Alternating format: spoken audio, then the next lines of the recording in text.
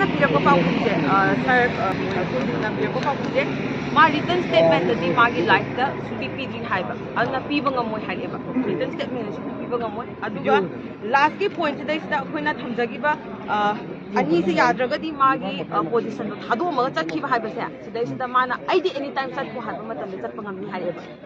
Chat pangam gani sigi declaration ja magi position lagi pothau natraga ma handu haiba se. Ako di governor na state governor ga CM ga na haigadam ne haba moi na hai aga di yai haiba. Aduga power se mangonda lai se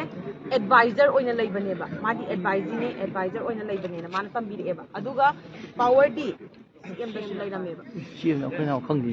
sini ba mana hai kai no mo to CM dum kaw le mai ko kem ta haningai leke sibau ta di hai e ma jo asibita le ne mo mana power pai di ban na ngai to tham dok tu ya akhoi gi any kind of board kom lai ni whole torok pa je sida ma share tik to ya ro kanda mana yaw ba nam sa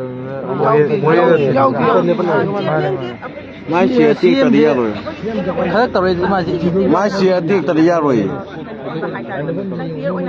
dính thuốc lên tàu này rồi ma na wasa ke da da wasa i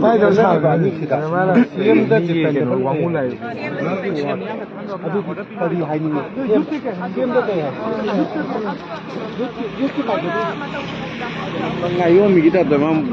wasak ta na ga taw da na taw mi am yo mo sine mo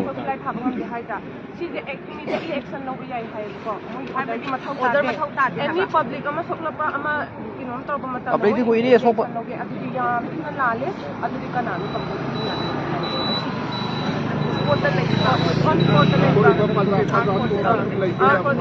immediately action no yai civilian sing solo pa dabana taga moida etek la hai ta ga moida da ka ye chi yai order di mata ta ha mana tam